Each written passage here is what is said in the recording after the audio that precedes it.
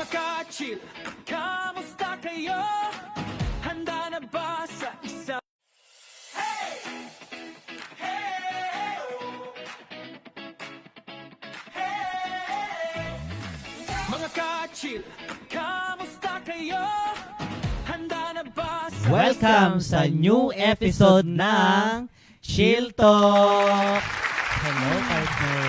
Hello, nanihila ako.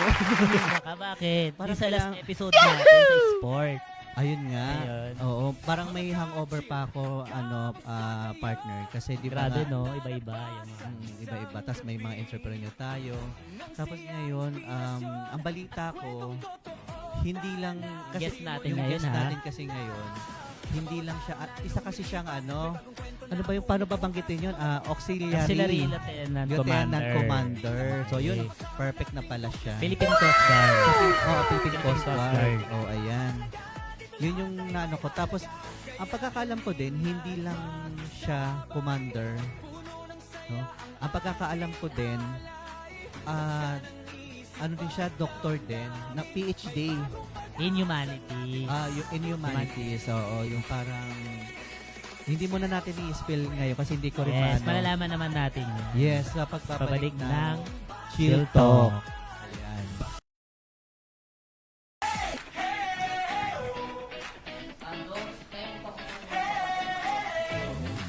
mga kachil, kamusta kayo? Handa na ba sa isa? Hey! Hey!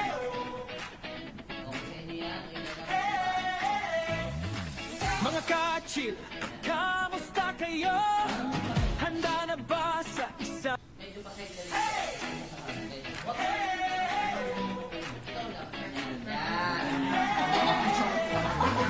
Mga kachil, kamusta kayo?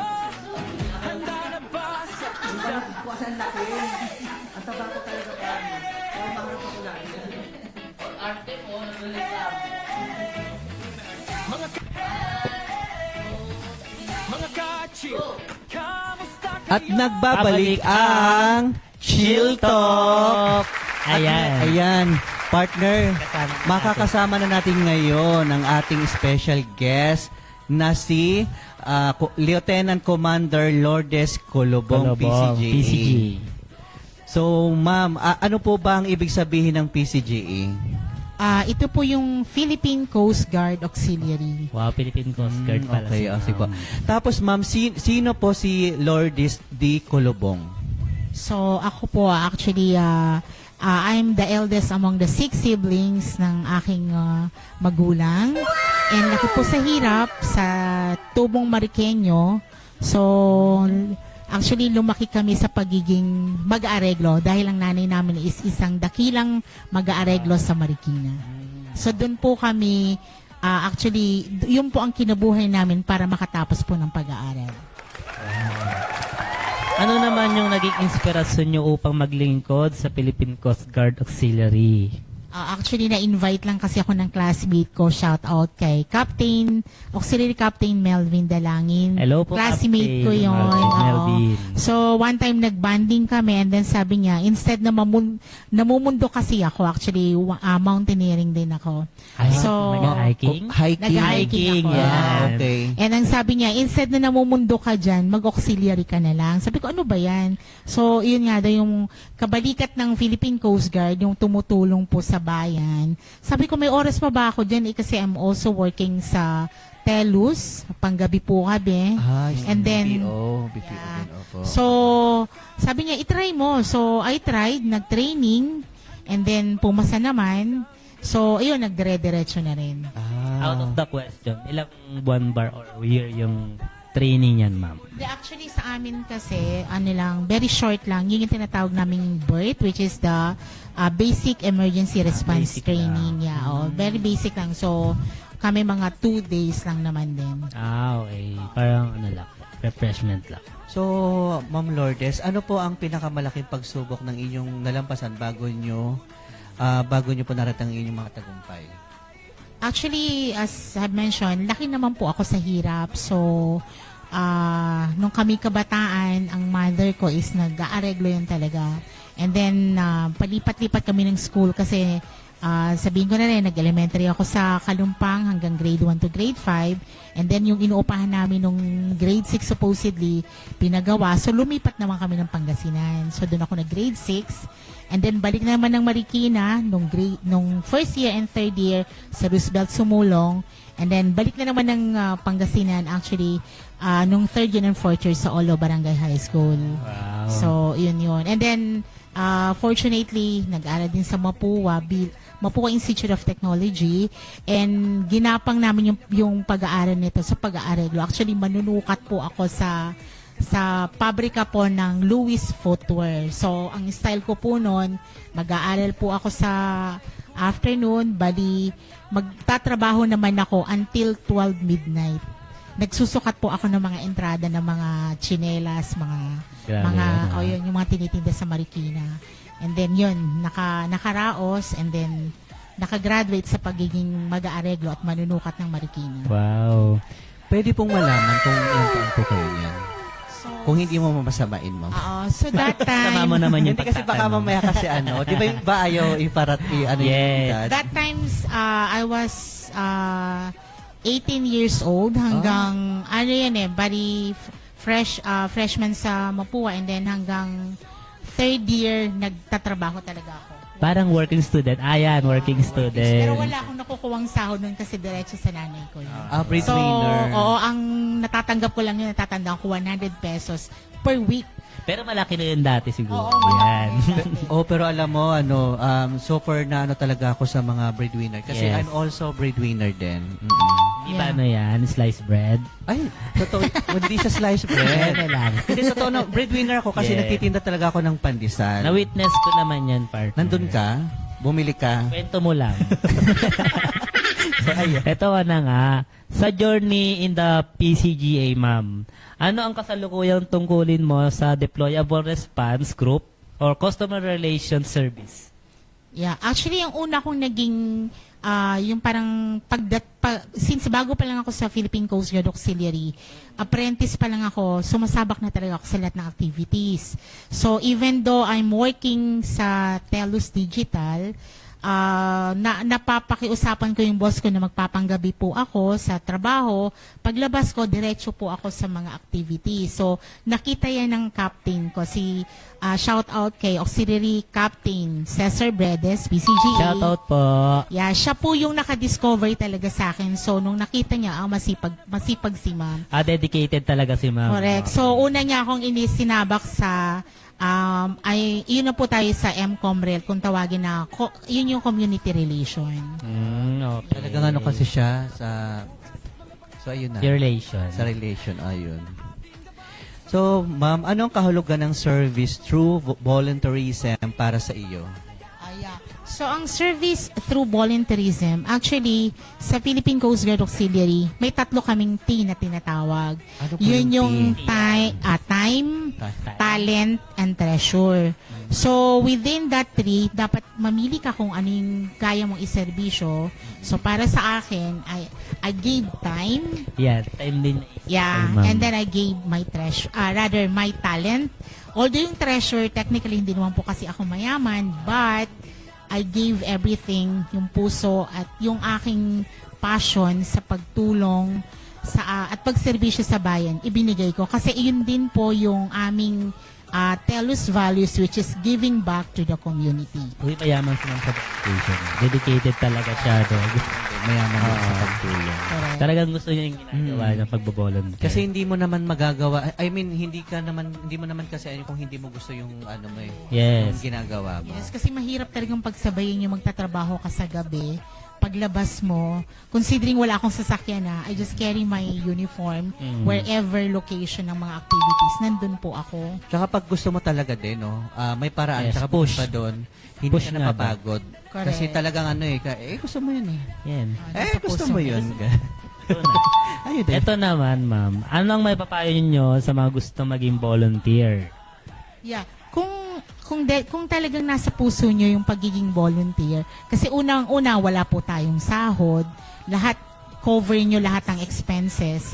So, tanongin nyo muna yung sarili nyo, kaya ko ba to? Gusto ko ba to? Kasi hindi ganun kadali.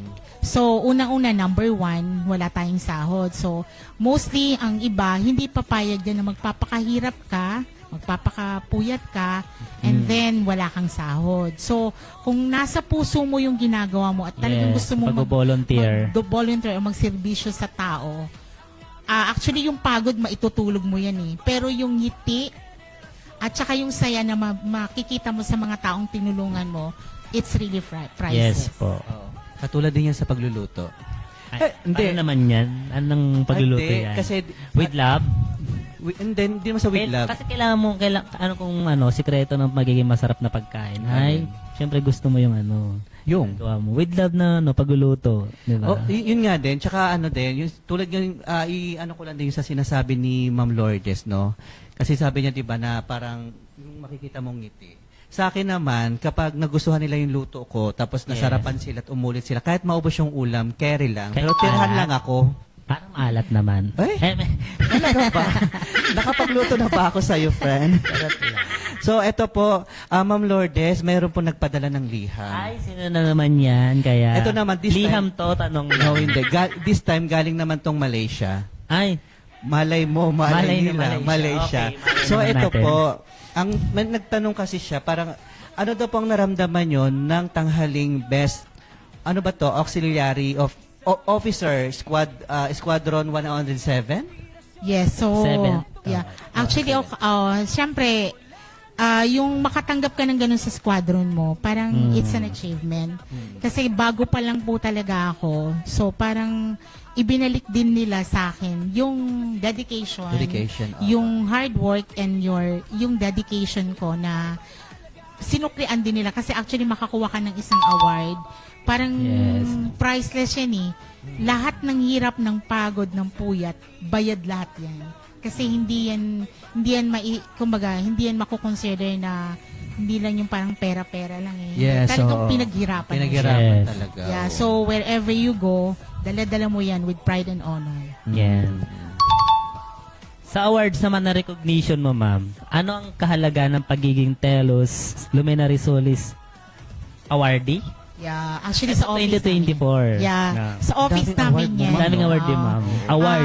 Yeah, actually yung Telus Luminary Solis Awardee, that's yun yung Telus Digital, yun yung talagang full-time job ko. So, napakalaki ko lang that time na yun kasi during that during that contest, nandun na ako sa PCGA.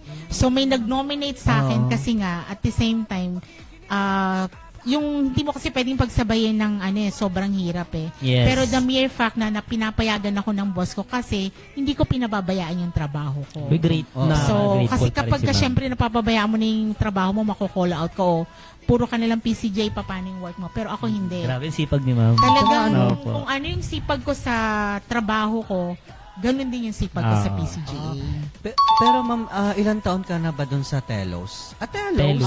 Telos. 12 years last 12 years din mo journey. kaya. Oo. Yung Luminaries, Solis, para sa Yun yung kasi yung parang one of the highest award ng TELUS. It's an international competition wherein maglalaban-laban lahat ng country. So, katulad sa atin, sa Asia Pacific and then yung sa Middle East and Africa. So, naglaban-laban and yung may maraming nagboto sa akin regarding dun sa ginagawa ko sa PCGA na ang sinasabi nga nila, she's actually doing her best sa office, magwo-work yan. Pag may schedule na activity, magtatrabaho ako sa gabi. And at the time na matapos ko yung trabaho sa gabi, diretso po ako sa activities. Pero And then nanalo ako dahil it's more on parang helping the community. May tanong po ako, out of topic din to. Kaya. Natutulog ka pa ba? Yun ang tanong din nila. Grabe Kasi yung time nag-ano- management team ang sa Kasi ganyan. ako, time management talaga. Yeah. Time management. So, paano mo Natutulog pag ako ginagawa? during sa travel pagpunta ko sa activity. Paano kasi minsan nagko-commute ka po, minsan Dala ko yung uniform ko, talagang bit-bit ko yun. tas tulog ka? Nakakaidlip na siya. Tapos gigisingin nila ako, ma'am, andyan na yung... Kasi yung iba, totoo to, yung di ba yung iba kasi nga siyempre iniisip nila yung halimbawa, dalawang trabaho. Mabuti Oo. hindi ka nagdala ng tadtaran, no? Tapos mga ingredients, doon ka na sa sasakyan Tapos pagdating mo, ano mo, gigisahin mo na lang. Isahin na lang. Actually, mahilig din ako magluto eh. Ano yung specialty mo, ginagawa ma'am? nyo po yun. Yung magdala ng... Mahilig talaga ako sa Ano, pansit. ginagawa nyo po yun? Pansin. Magdala sa ano? Hindi. Minsan pagka ano lang, halimbawa may activity kami, katulad yung shoutouts kay Auxiliary Commodore Albert Rana, napakahilig niya na natikman niya niluto kong pansit sa Bicol, yung bato, pansit bato. Bato. Hindi ka masarap yun. nagdala. Hindi na siya na every time makikita niya ako, where's my pansit? Pensit. Pansit. Pansit. Okay. Kasi Okay. maano siya sa Iba na pala, pansit. pensit pala ang tawag. Pansit. Kasi ano Pansit. siya, Amerikano. America. So, Pensit beto. Kasi pansit ba to? pansit. Go na. Okay. Okay, good na. Kung nga pala, dami kong tanong, no? Oo. So, ito po. Anong ibig sabihin sa inyo ng doctoral comparment for a PhD in Humanities for exceptional achievement in public service? Yeah, actually nagawa rin din po tayo ng isang award na yun, which is it's a doctoral conferment wherein binibigay po nila as one of the highest achievement sa mga taong nagpa-perform. One of that is if you're having yung with excellence dun sa public service. So, isa po tayong nagawa rin yan sa PhD. Congratulations. Congratulations. Thank you. Balita ko nung June, ano pa ba yun? June 20, ano po? July, Ito, July, latest, July 26 ba to? July, June 20. June 20. June 20. Anong meron dyan, Oo. partner? Yun naman yung di ba? Yung yung most influential. Most Philippine- influential. oo, nagawa kasama pala si Ma'am Yes, doon. nagawa Wow. rin din siya sa most influential. Ito na Oo. nga. Sa personal side mo naman, ma'am, anong mga inyong ginagawa pag wala kayong trabaho o volunteer activities? Yeah, actually naman, May time ka pa dun, ma'am. Oo, meron. Ako naman isang advocate din sa mga hayop. So, Ang daming para ma'am. matanong, sabi ko lang sa inyo, marami po akong hayop doon sa farm na ang aso po namin, ang total, I think, 12 na. Ang dami. And then, may dalawa rin po akong pusang pinapakain sa Marikina apartment po ito? ko. Marikina. Pero yung mga aso nandun sa Antipolo. Okay. Sino po yung nag-aalaga doon? Yung caretaker ko po si Kuya Dong, siya po yung nag-aalaga doon. And So at the balita same ko, may farm ka po. actually, ano lang yun, sa atin parang bukid-bukid lang. Pero Oo. mga, Pero ano na yun ha? Ano na yun? Achievements na malaki yun. Yeah. pinaghihirapan ko rin yun na ginagapang matapos din yung bahay din Yes. doon. Para sa future, retirement. Yun. Sa lahat ng inyong natanggap na parangal, alin po ang pinaka-special at bakit po? Sa lahat-lahat. Sobrang dami na eh. Nakailan ba? Ang daming, sobrang dami. Siguro yung para sa akin yung best auxiliary officer. Kasi sa Squadron 107. So actually, doon ko naramdaman na yung lahat ng paghihirap ko, lahat ng puyat, lahat ng hard works and dedication, nawala lahat yung hirap na yun napalitan ng award na yun. Na ibig sabihin, nakita rin nila yung efforts ko. na-appreciate Oo, nila. na-appreciate Na yun. hindi nasasayang. Oo, na hindi nasasayang. Kasi talagang nakakapagod. Kasi imagine mo, even our Canadian clients, like yung boss namin, si Sir Dom, nakagagaling Hello, Sir Dom. lang. And Sir also Dom. Ma'am Hi, Sir Orla. Doms. Lagi niya sinasabi May S nila. pala sa akin. Oo, say may S, diba? Sinabi nga nila, there's no one in Canada who can do the same thing as what you are doing here in the Philippines. So talagang proud din sila. Parang na-touch ako. Pero di ko alam Katouch ibig ka na sabihin. lang. Okay. Isa-chat ko na lang ibig sabihin. Okay, ma'am. Sino ang inyong pinakamalaking inspirasyon sa buhay? Actually, syempre, inaalik ko lang to sa lahat sa nanay ko. Wow. Since wala na rin po akong tatay. Pero, yung actually stepfather ko, ang sinasabi niya dati sa akin, naalala ko, kapag naghahawak ko ng mga tools, lagi niyang pinapagalitan, hindi mo yan dapat ginagawa kasi panlalaki lang yan. Sabi ko, kaya ko naman alam ko namang humawak ng tools kasi isa rin akong QA as parang service technician before. So, I know how to yung mga tools sabi niya ganyan. Oo. Hindi pwedeng ngayon napatunayan ko kahit wala na yung tatay ko and also my biological father who is also a Coast Guard na kahit babae lang po ako dahil nasa puso ko yung ginagawa ko, kahit anong hirap yan, nalalampasan ko dahil mahal ko at gusto ko yung ginagawa ko. Yes. So, ma'am, ano ang motto o life principle na lagi niyong pinangahawakan sa buhay? So, para sa akin, always do good and always be a blessing to others. Kasi God is always watching us. So, kung ano man yung ginagawa natin dito, wag tayong susuko kung napapagod tayo, nahihirapan tayo. At the end of the day, nakalista lahat yan kay Lord. So, whatever yung ginawa mo sa kapwa mo, ibabalik ni Lord 100-fold. So, lagi po tayong, yung parang lagi natin isaisip yung kabutihan at kung ano yung maitutulong natin sa kapwa natin. Tsaka, totoo yung law of universe. Law of attraction. Law of universe. Kasi kung ano yung binigay mong halimbawa, magbibigay ka ng kabutihan, ang isusukli sa'yo ng universe, kabutihan din. Yes. Yung what goes around comes around. Alam Oo. kung entry, ano So, ba yan? wala kang entry, friend. Eto, punta tayo sa message to the youth, ma'am. Ano ang inyong mensahe sa mga kabataang gustong maglingkod sa bayan? Or maging volunteer na lang po? So, actually, sa mga kabataan yan, kasi most likely, yung iba kasi, di ba, puro na lang mga ML, Yes. puro mga, alam mo yun, naano lang tayo sa social media. Lagi nating iisipin, since if ever, kailangan natin tanungin yung sarili natin, ano ba yung kailangan, maitutulong natin sa ating bansa. Hindi yung, ano ba yung gagawin ng bansa para sa atin. So, always ask yourself, what I can do to our country instead of saying what our country can do to you. So, since bata pa lang sila, actually may marami na ako nakikitang mga batang auxiliary. Yung mga anak ng mga kasama namin, sinasama sila, kaya na-expose sila sa pagtulong, either yung mga humanitarian like yung medical mission, and mga outreach program. And at the same time, inaano rin po namin yung marine environmental protection. Kami po yung naglilinis ng karagatan. Kumbaga, yun po yung mga mga basurero po kami ng dagat. Grabe naman sa basurero, pero Inglesera, di ba? Di ba? Pero, Inglesera. so talaga naglilinis po kami ng mga dagat. Ayun yung nga mga po, sa gilid. oo. Marunong pala mag-swim si ma'am. So, ma'am, ano ang mensahe nyo sa mga kababaihan na nangarap maging leader? Dapat actually maging firm ka eh. So, not in a way na babae ka. Yung iniisip nila na underestimate nila pag babae eh.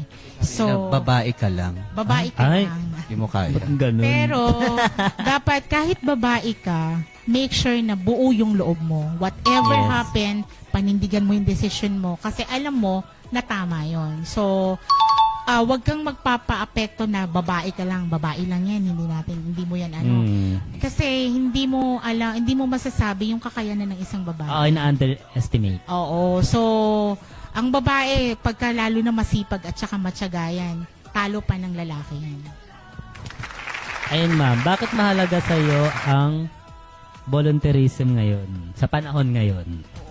Kasi para sa akin, nawawala na yung sa iba, parang hindi na nila parang pinapahalaga ng volunteerism, lalo na sa panahon ngayon na bakit ako magsisilbi dyan, wala mo akong sahod? Yes.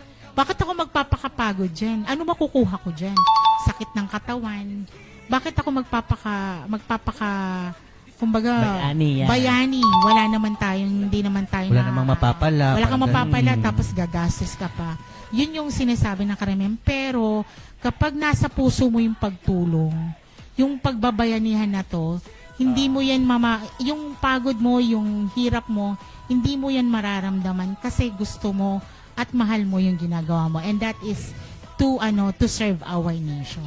Din, at sa tingin ko, stress reliever na rin to ni ma'am. Yeah, oo. Saka dapat bukal talaga sa loob mo. Oo, Bukal. yun talaga bukal Yung sa bukal. kaloob. Yung bukal. Bukal, ha? Bukal.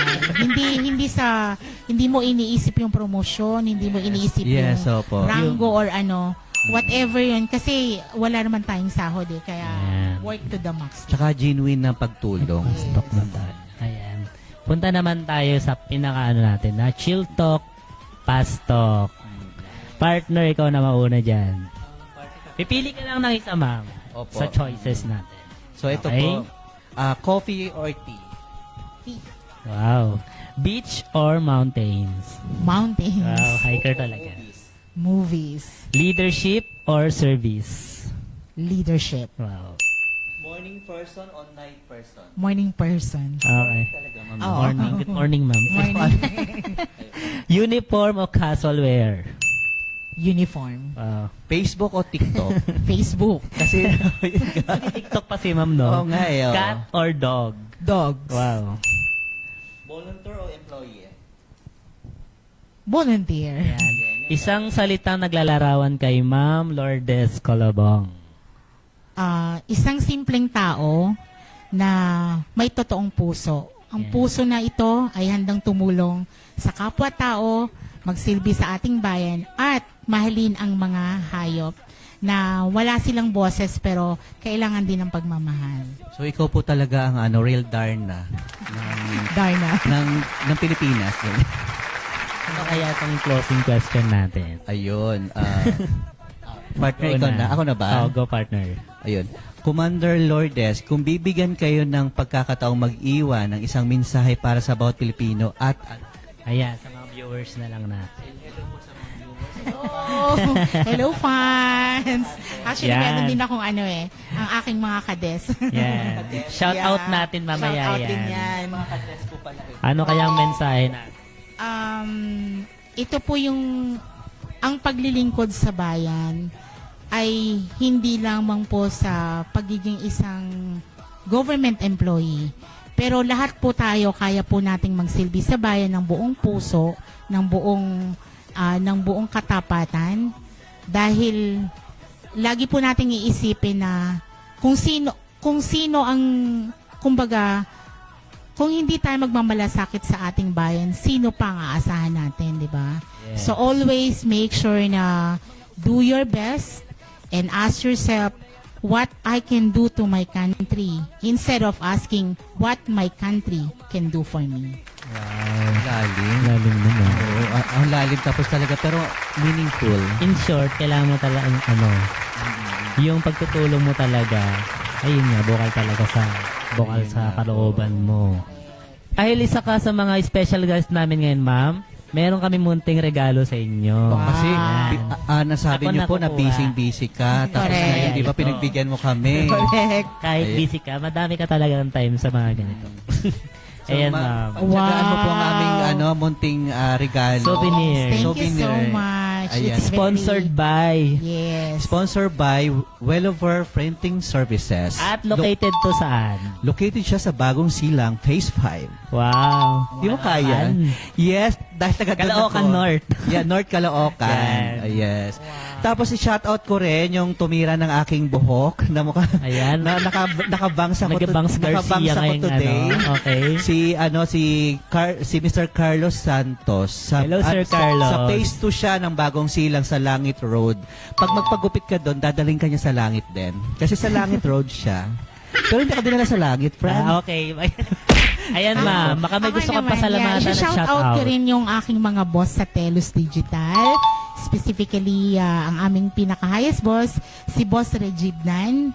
Kasi nung nanalo po ako ng Telus Luminary Solis Awardee, so nagpasalamat ako kasi binibigyan po ako ng chance ng aking mga boss din sa CSS Telus na kumbaga magpapanggabi po ako and at the same time pag-araw nag-aano po ako nagsiservice po sa bayan. So ang sabi niya, with all my blessing, if ever you have an activity, tell your boss that arrange your schedule and with my blessing, kailangan, kasi you are actually representing Telus to the Coast Guard world. So, shout out din po sa aking mabait na si TC Ku, si Jerry Grageda, advance happy birthday. Siya po yung actually nag-arrange talaga ng schedule ko ever since nag-training kami.